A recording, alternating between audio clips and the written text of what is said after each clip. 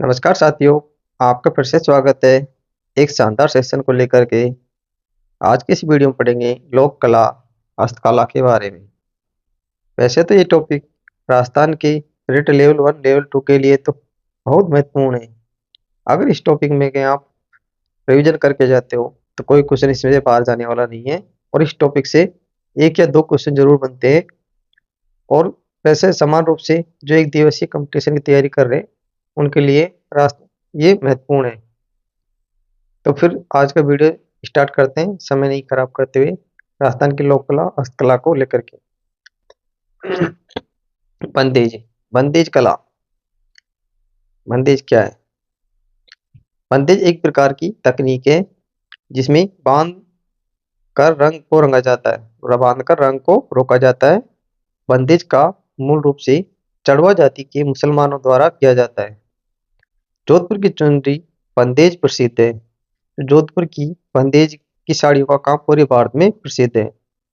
ये कला मुल्तान से मारवाड़ आई थी। कहाँ से आई थी ये? मुल्तान से मारवाड़ में आई थी।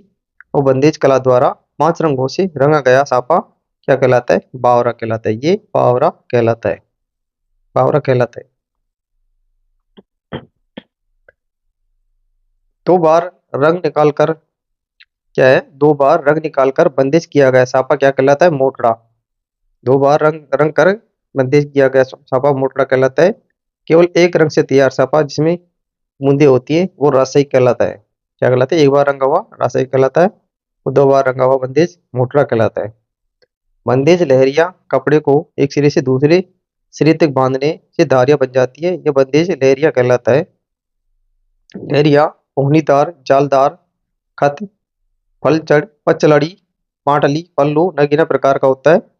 मुठड़ा यदि लहरिया की धारियां एक दूसरे को काटती है, क्या करती है? यदि लहरिया की धारियां एक दूसरे को काटती है तो उसे मोटड़ा कहते हैं। क्या कहते हैं? उसे मोटड़ा कहते हैं।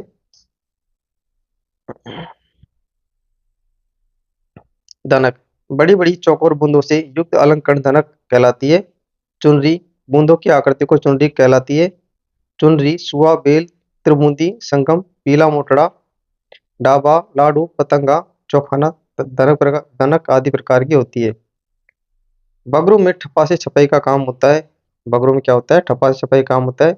जबकि काला डेरा में जो खबर है जयपुर में यह 16 परिवार रंगाई बंधाई का कार्य करते हैं। यहाँ पर चुनरी पीला घाघरे की फड़दे रंगते हैं। नागौर में फागणिया पोमचा पीला लाडू का ओढ़ना, मोतीचूर का नीला हरा पीला ओढ़ना सापा रंगाई होती है। यहाँ का माल गुजरात व महाराष्ट्र तक जाता है। शेखावटी यहाँ बूंदों के माध्यम से बेल बूटे पशु पक्षियों के अलंकरण पे बनते हैं। इसका सीकर प्रमुख केंद्र है। फूलवाटी बागवाटी नामक 2 भाइयों ने यहाँ बंदेज रंगाई की शुरुआत की थी। क्या की थी? फूलवाटी और बागवाटी ने क्या की थी? यहाँ पर 2 भाई थे, इन्होंने बंदेज रंगाई की शुरुआत की थी। पाटौदा का लोगड़ा झुंझुनू जिले के मुकंदगढ़ और लक्ष्मणगढ़ का पाटौदा लोगड़ा प्रसिद्ध है।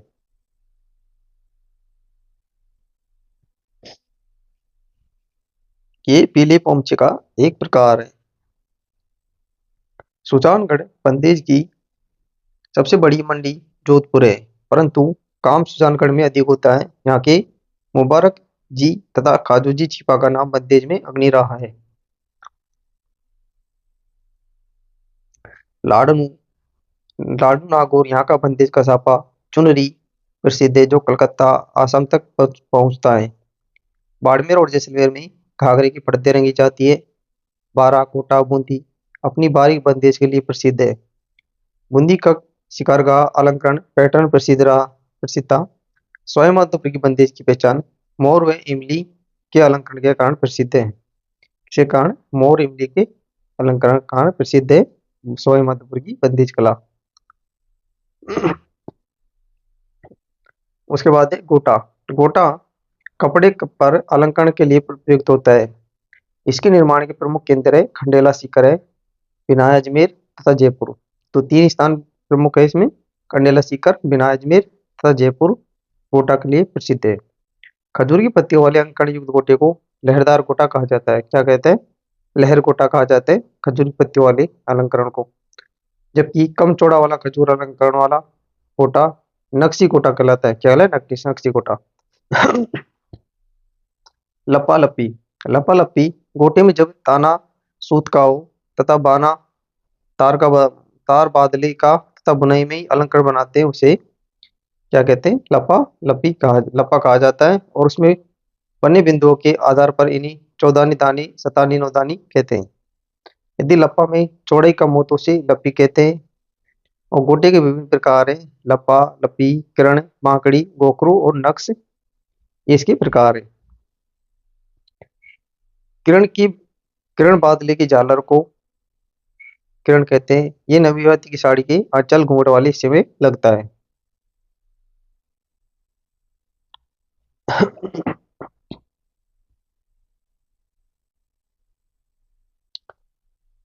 गोखरू। गोखरू गोटे को त्रिकोणीय आकृति में बनाया जाता है, जबकि बांकड़ी तार बादले से बनी एक प्रकार की बेल होती है जो स्त्रियां अपने दुपट्टों और पोशाक पर लगाती है।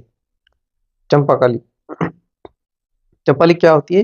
चंपाकली गोटे के फूलों को बिंजला या गोटे की बेल को चंपाकली कहते हैं। क्या कहते हैं? गोटे की बेल को चंपाकली कहते हैं।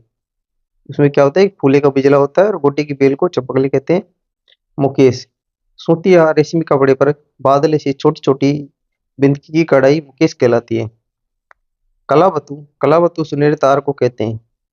जाजम। जाजम सूती सूती मोटे कपड़े की बुनाई रेजा रेजी द्वारा की जाती है, जिस पर विभिन्न रंगों की हाथों की छपाई होती है, जो मांगलिक अवसरों पर बिछाई जाती है।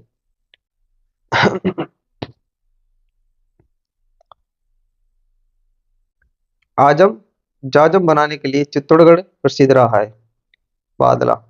बादला चांदी के या सोने के तार को चिपटा करके जरी का काम करना ही बादला कहलाता है। बादला से मुकेश की कढ़ाई होती है। कपड़ा ताश सूती ताने पर बादले के बाने को से बुना जाने वाला कपड़ा ताश कहलाता है। ठप्पा या भांत। वस्त्रों पर छपाई लकड़ी की छापों से किया जाता है, उसे ठप्पा या भांत कहते हैं। कोट स्व गांव दी गोद कोटा की जैनब की साड़ियाँ प्रसिद्ध है। क्या है? जैनब की साड़ियाँ ये प्रसिद्ध है। नाथ द्वारा। नाथ द्वारा संत की स्प्रे पेंटिंग की साड़ियाँ प्रसिद्ध है। स्वाईमाधोपुर की सूट की साड़ियाँ भी यहाँ पर प्रसिद्ध है। जोबनेर जयपुर की फूल पत्ती की साड़ियाँ यहाँ पर प्रसिद्ध रही है। नाथ द्वारा रासाबंद की चुआ चंदन की साड़ियाँ भी यहाँ पर प्रसिद्ध रही है। गुलाबी रंग की ओढ़नी जो अभी माँ नहीं बनी विवाहित युवती को ओढ़ाती है। क्या करती है? गुलाबी रंग की ओढ़नी जो अभी माँ नहीं बनी है विवाहित युवती को ओढ़ती है। काले रंग की ओढ़नी विधवा महिला काले रंग की ओढ़नी पहनती थी, जिसे चीड़ का पोंचा कहते थे। क्या कहते थे? इसे चीड़ का पोंचा कहते थे। लाल रंग की ओढ़नी दुल्हन की ओढ़नी को पवरी कहा जाता था। पवरी लाल रंग की होती थी। नेक्स्ट है पोमचा। पोमचा क्या होता था? पोमचा ओढ़नी में चारों ओर कोरा पल्ला बना होता था, बीच बीच में बड़े बड़े गोल फूल होते हुए पोमचा कहलाता था। पोमचा पीले रंग का होता था। प्रसिद्धा को पोमचा पहनाया जाता था। इस अवसर पर लाल कोर पल्लों वाला पीला पोमचा ओढ़ा जाता था। जयपुर का लहरिया एवं पोमचा विश्व प्रसिद्ध है। सवाई माधोपुर में दो प्रकार के पोमचे बनते हैं। लाल बूंद के पोमचे पीली जमीन पर पीला पोमचा पीली जमीन पर पीला पोमचा जमीन पर बनाया जाता है। नेक्स्ट है ताबू। ताबू का अर्थ है दबाने के लिए जिसका प्रयोग हो। रंगाई छपाई में जिस स्थान पर रंग नहीं चढ़ाना हो उसे ले या लुगदी से दबा देते हैं, या लुगदी या ले जैसा पदार्थ दाबू कहलाता है। उसमें एक है मोम का दाबू। मोम का दाबू कहाँ पे है? सवाई माधोपुर में मोम का दाबू प्रसिद्ध है। जबकि मिट्टी का दाबू बालोतरा बाड़मेर में मिट्टी का दाबू प्रसिद्ध है। गेहूं के बिदन का दाबू सांगनेर बगरू में गेहूं के बिदन का दाबू प्रयुक्त होता है। दाबू प्रिंट के कपड़े चित्तौड़गढ़ जिले के अकोला क्या है? चित्तौड़गढ़ अकोला में प्रसिद्ध है। यहाँ पर छिपा जाति के लोगों द्वारा ये प्रिंट बनाई जाती है। नेक्स्ट है छपाई। वस्त्रों पर छपाई का कार्य लकड़ी के छापों से किया जाता था, जिसे ठप्पा या बात कहा जाता था। बात दो प्रकार की होती थी, एक किनारे बनाने की तथा दूसरी फल पत्तियों तथा अन्य डिजाइनों की छपाई। नमदा टोंक अपने खूबसूरत नमदों चमड़े की वस्तुओं के लिए प्रसिद्ध है। ऊन को कूटकर उसे जमा कर जो वस्त्र बनाते हैं उसे नमदा कहते हैं।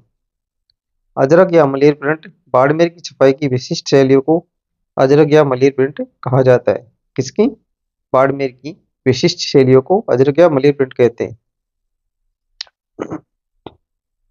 छपाई का ये कार्य बाड़मेर की खत्री जाति के लोगों द्वारा किया जाता है। अजरक में लाल व नीले रंग का प्रयोग किया जाता है।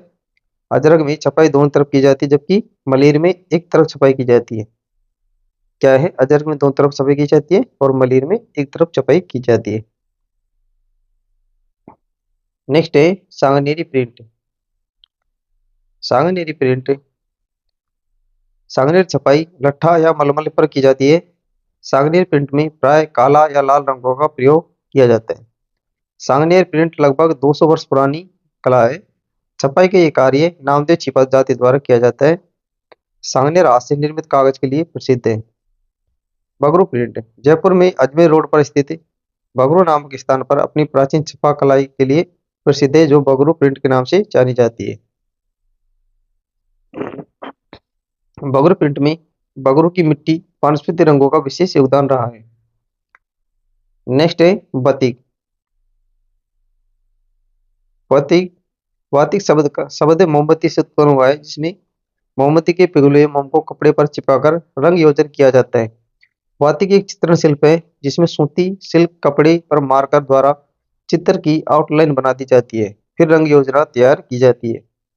वातिक चित्र शैली के लिए खंडेला सीकर प्रसिद्ध है।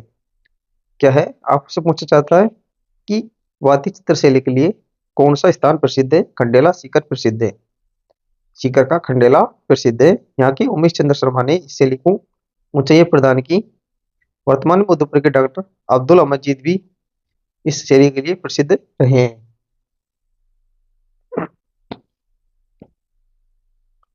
केसले ओढ़नी की मोटी सूती चादरें खेसले बनाने का कार्य मेघवाल जाति के बुनकर परिवार द्वारा जालौर जिले के एटा में किया जाता है।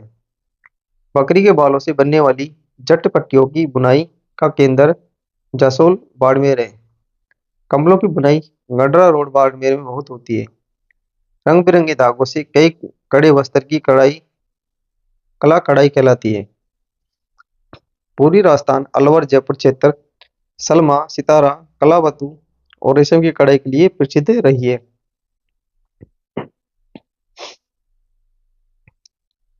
मेवाड़ के वस्त्र आभूषण मध्यकालीन पगड़ी छापदार पगड़ी मेवाड़ महाराणा की पगड़ी बांधने वाला व्यक्ति छापदार कहलाता है।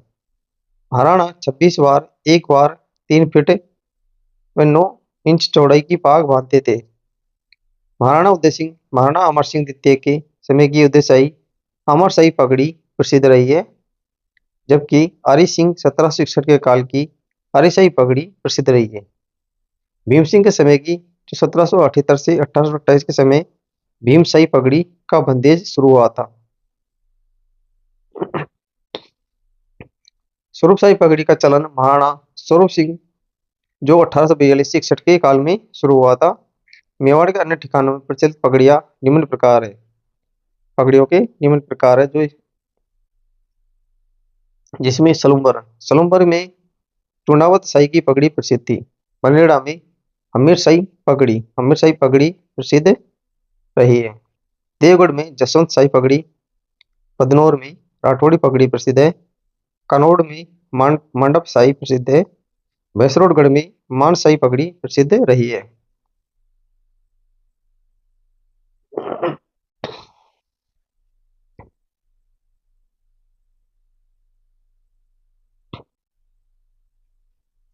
पगड़ी सिर पर बांधे जाने वाले वस्त्र पगड़ी कहलाती है। जयपुर में अंग्रेजी एक खास प्रकार की पगड़ी बनाते थे जो एक राजशाही कहलाती थी, जिसमें गुलाबी रंग के लहरिए बने होते थे। पगड़ी को पाग या पेचा भी कहते हैं। रंगीन पागों में पचरंग पाग का विशेष महत्व होता था, जो शुभ अवसर पर बांधी जाती थी। इसमें 5 रंग बहुतः नीला पीला हरा और लाल होते थे। केसरिया त्याग का प्रतीक है, इसलिए लड़ाई में जाते समय सभी लोग केसरिया पगड़ी बांधते थे। उदयपुर की पगड़ी चपटी होती थी। मारवाड़ की छज्जादार खिड़कीदार तथा जयपुर की कुटीदार पगड़ी होती थी। कच्चे नकली जरी, पक्के असली जरी, चिल्ले चली जरीदार पल्लू वाली पगड़ियों के लिए अलवर प्रसिद्ध रहा है। बाड़मेर के बालोतरा की छपाई।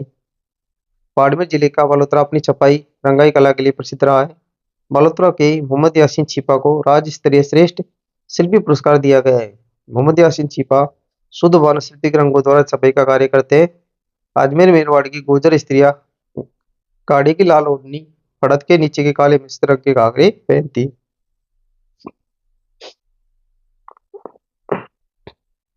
नेक्स्ट है थेवा कला। थेवा कला प्रतापगढ़ की प्रसिद्ध है। थेवा कला का नाम इंसाइक्लोपीडिया ऑफ ब्रिटेनिका में भी अंकित है। कांच पर सोने या चांदी का सूक्ष्म चित्रांकन जिसमें रंगीन बेल्जियम कांच का प्रयोग किया जाता है। इस कला की शुरुआत लगभग 500 वर्ष पूर्व नाथूजी सोनी के परिवार में शुरू की। इस कला के लिए प्रतापगढ़ का सोनी परिवार विख्यात है। इसे सोनी परिवार भारत का एकमात्र ऐसा परिवार है जिसे किसी हस्तकला के लिए एक ही परिवार के सर्वाधिक व्यक्तियों को राष्ट्रपति पुरस्कार दिया जा चुका है। पोट्री चीनी मिट्टी के बर्तनों पर की जाने वाली आकर्षक चित्रकारी पोट्री कहलाती है। पोट्री का उद्भव 10वीं सीरिया की राजधानी में माना जाता है, जो फारस अफगानिस्तान से होती हुई भारत आई। जबकि बिलो पोट्री में नीले रंग का अधिक चित्रकारी की जाती है। इसके लिए जयपुर शहर प्रसिद्ध है। क्या है? जयपुर शहर प्रसिद्ध है ब्लू पोट्री के लिए। मानसिक प्रथम के समय इस कला का जन्म हुआ। इस कला को वर्तमान में पुनर्जीवित कृपाल सिंह शेखावत द्वारा किया गया। स्वर्गीय नाथीबाई भी ब्लू पोट्री की अच्छी जानकारी रखती थी और अच्छी चित्रकार भी थी ये।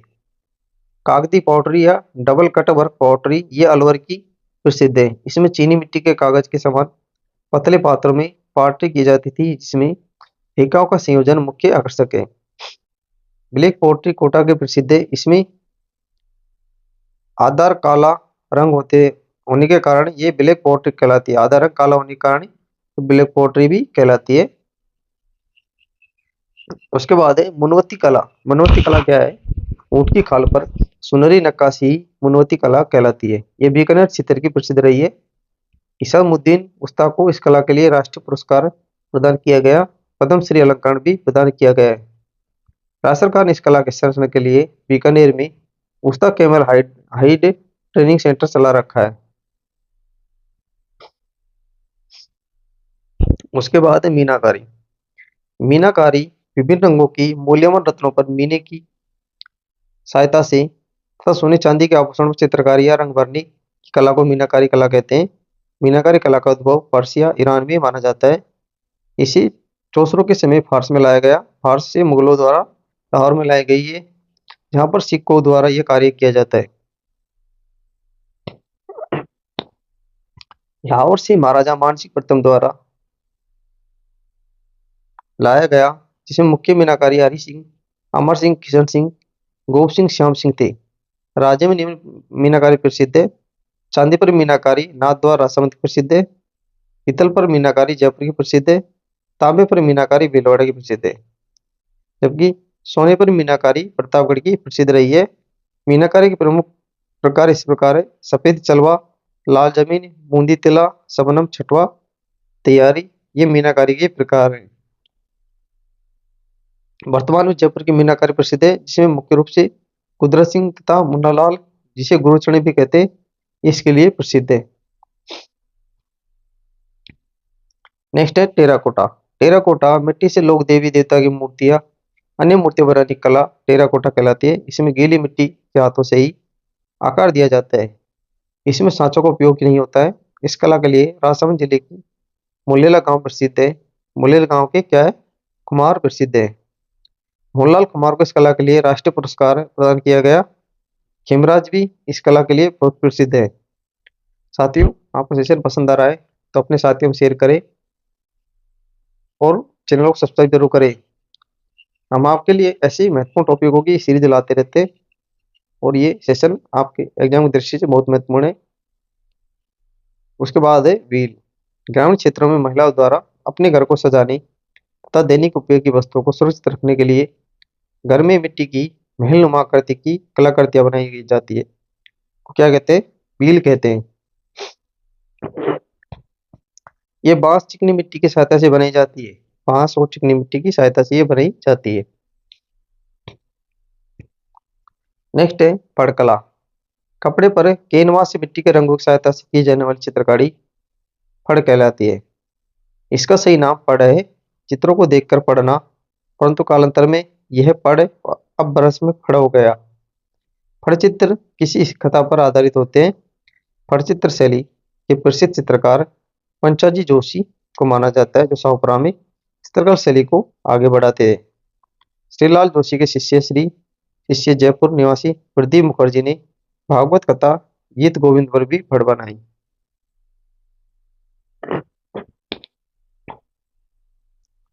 फड़ फटी पुराने होने पर इसे पुष्कर झील में विकसित कर देते हैं, जिससे फड़ को ठंडा करना कहते हैं।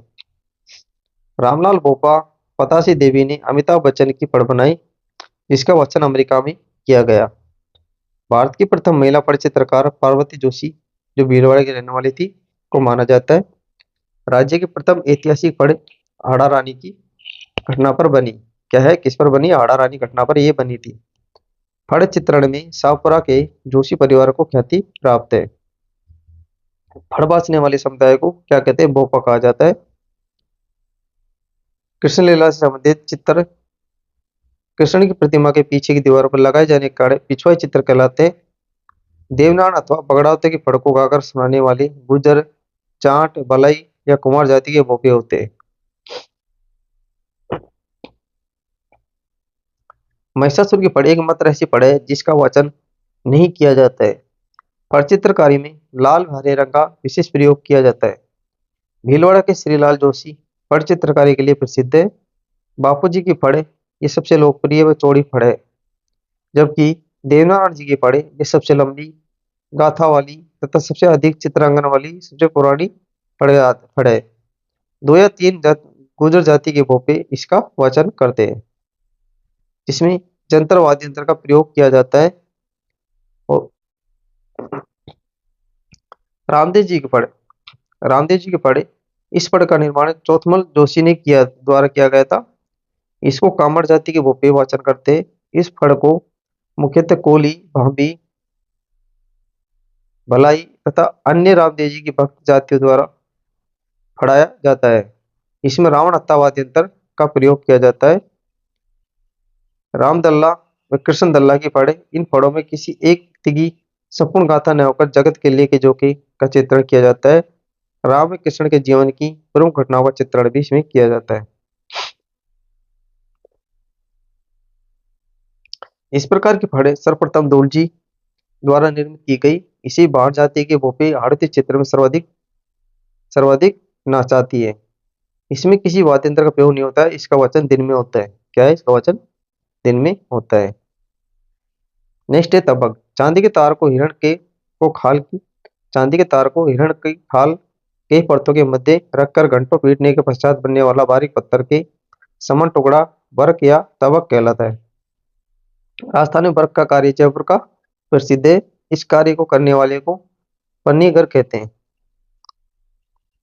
नेक्स्ट है पेपरमेसी कला। पेपरमेसी कला इसे कुट्टी मिट्टी कला भी कहते हैं। इसमें कुट्टी तथा मिट्टी का पेस्ट तैयार किया जाता है। इसमें मुल्तानी मिट्टी का उपयोग करते हैं। राजस्थान में इस कला के लिए देवकी नंदन शर्मा, भवानी शंकर शर्मा, मंजू शर्मा, वीरेंद्र शर्मा, वनस्थली टोंक आदि इसमें विख्यात है।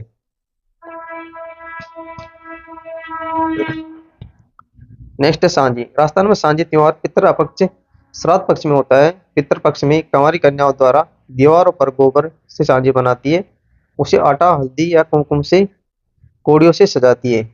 सांझी राजस्थान की कुमारियों का कलापूर्ण रंग बिरंगा त्योहार माना जाता है। तिथियों के बढ़ने के अनुसार ही सांझी की बारात चढ़ती है। दूज को 5 पचेरा बनता है।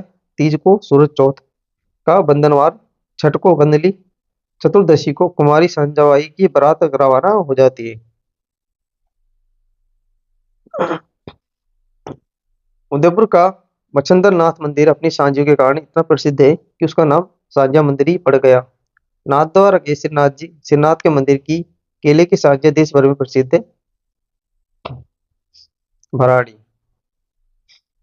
भराड़ी भील जनजाति की जवाई द्वारा चावल के विभिन्न रंगी गोल द्वार दीवारों और भीत या आकर्षक मंगल चित्रकारी भराड़ी कहलाती है।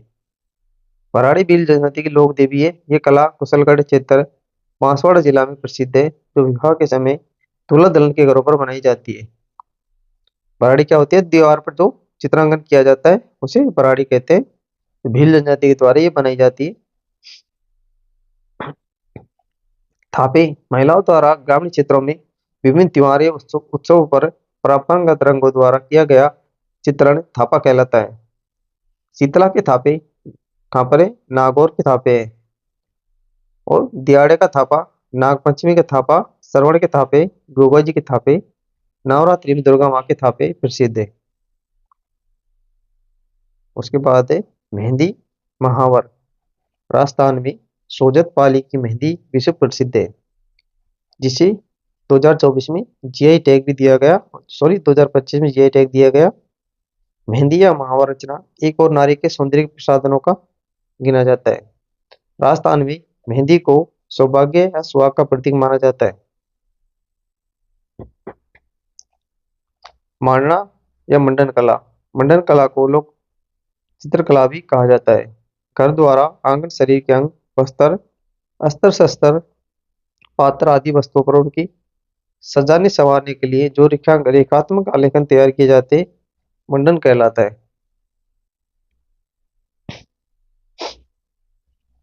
राजस्थान का मांडना, महाराष्ट्र की रंगोली, बंगाल की अल्पना कला कहलाती है।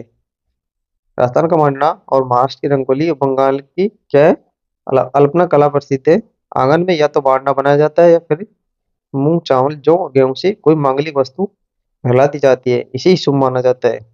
वे समस्या करते हैं तो दीवार, जमीन पर खड़िया, गैरू, हिरमिच, पेवड़ी, काजल तथा अन्य देसी रंगों के माध्यम से बनाई जाती है, मांडना कहलाती है। पगलिया या सगिया, साथ ही ये तमाम चौकड़ी राजस्थान के प्रमुख मांडने हैं। नेक्स्ट है कोप्तगिरी।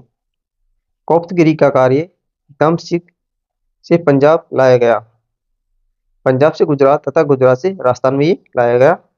फौलाद की बनी वस्तुओं पर यह काम सोने के पतले तारों की चढ़ाई द्वारा किया जाता है।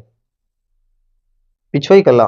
पिछुआई पिछुआई कपड़े पर चित्रित उस चित्र शैली का नाम है जिसे मंदिरों में मूर्ति के पीछे की दीवारों को ढकने और सुंदर दिखाने के लिए प्रयुक्त किया जाता है। राजस्थान में पिछुआई कला का विकास 1700 के आसपास माना जाता है। पिछुआई बनाने वाले कलाकारों को में लच्छीराम का नाम सर्वाधिक प्रसिद्ध है। पिछुआई कला को जीवित जागृत रखने वाले कलाकारों में घनश्याम निम्बाई और कैलाश शर्मा का नाम लिया जाता है। पिछुआई कला का उल्लेख रॉबर्ट स्केल्टन की पुस्तक Rajasthan temple hangings of the Krishna cult में हुआ है। पिछुआई कला केंद्रों में नाथ द्वारा, कांकोली, कोटाल प्रसिद्ध है। तहनीसा। तहनीसा इस काम में डिजाइन को गहरा खोदा जाता है और उस खुदाई में पतला तार भर दिया जाता है। अलवर व उदयपुर में कोप्तगिरी तहनीसा का कार्य किया जाता है। यह कार्य तलवार के छुरी, कटारों के मूठे, डिब्बे डिब्बियों, पानदान, उगालदान वो आदि पर किया जाता है। नेक्स्ट है बादला। जिंक धातु का लेप करके बनाया गया जलपात्र बादला कहलाता है। बादला जोधपुर का प्रसिद्ध है। पानी, सूक्ष्म कागज पर देवी देवताओं के चित्र पानी कहलाते हैं। राजस्थान में श्रीनाथ जी के पानी का सबसे सुंदर माने जाते हैं। कुंदन कला, सोने चांदी का आभूषण में कीमती पत्थरों की जड़ाई कुंदन कला कहलाती है। कुंदन कला जयपुर की प्रसिद्ध है। मुरादाबादी पीतल के बर्तनों पर खुदाई करके की गई कलाकृतियां मुरादाबादी कहलाती है। मुरादाबादी जयपुर की प्रसिद्ध है। अब हस्तकला के या राजस्थान की लोक कला से संबंधित कुछ महत्वपूर्ण तथ्य हैं। महत्वपूर्ण कला पौराणिक कथाओं पर आधारित देवी देवताओं के भित्ति चित्र धार्मिक स्थलों पर बनाने की कला मथेड़ा कला कहलाती है। जबकि मसूरिया कला उत्कृष्ट कपड़े में सूत और सिल्क के ताने बाने का बना मसूरिया। तनसुका कोटा जिले की कैथून बारा के मांगरोल का प्रसिद्ध है। मलमल। राजस्थान में मलमल बनने कार्य हतानिया जोधपुर का प्रसिद्ध है। जरदोजी हिरण्य वस्त्र सुनहरे धागों से कढ़ाई का कार्य फारसी भाषा में जरदोशी कहलाता है। टाकला के दरिया। नागौर जिले का टाकला गांव अपनी सुंदर आकर्षक दरियों के निर्माण के लिए प्रसिद्ध रहा है। ये कार्य प्रजापति जाति के लोग करते हैं।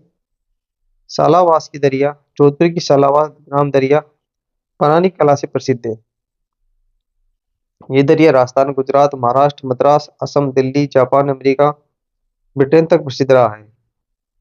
पट्टो बरडी, साल, लोहिया जैसलमेर जिले में बनने वाली कलात्मक ऊनी वस्त्र है। पत्थर पर नक्काशी करने के लिए बीकानेर जैसलमेर प्रसिद्ध है। पीतल पर नक्काशी कला जयपुर की प्रसिद्ध है। इस कला के जयपुर के जान नूर मोहम्मद अब्दुल रजा कुरैशी प्रसिद्ध रहे। बस्सी चित्तौड़गढ़ जिले का बस्सी कस्बा जो प्राचीन समय में काष्ठ कला के लिए विख्यात रहा है। बस्सी की काष्ठ कला के जन्मदाता प्रभाजी सुतार माने जाते हैं। ऊंट श्रृंगार के लिए कमरबंद अथवा मोहरा, मुंह के श्रृंगार, कोरबंद गले में, पल्लाना के नीचे बिछाने के लिए, पगड़ी आदि सामान तैयार करने के लिए जैसलमेर की डूंगर सिंह माटी, उसके भाई ईश्वर सिंह, वीरदान सिंह भी विख्यात रहे। रमकड़ा कला, सोप स्टोन से विभिन्न मूर्तियां बनाने की कला रमकड़ा कला कहलाती है। ये डूंगरपुर जिले के कलियाकोट की प्रसिद्ध है।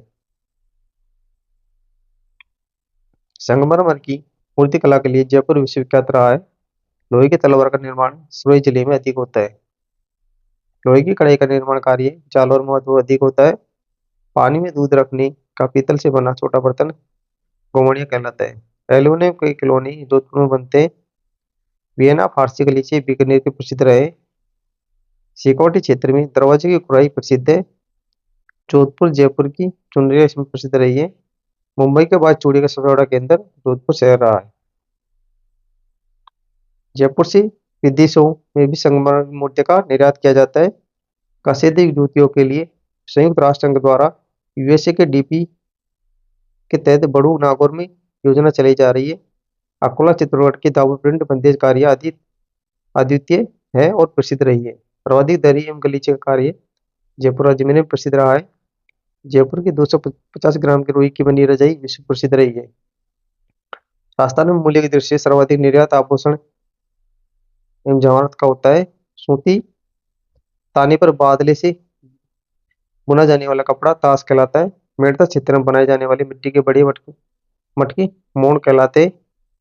मिट्टी का बना हुआ पात्र जिसमें ग्रामीण अंचलों में दिवाली के दिन कच्चे तेल रुई के बिनोली चलाकर अपने परिजनों को यहाँ जाते हैं वे पात्र भीड़ कहलाता है।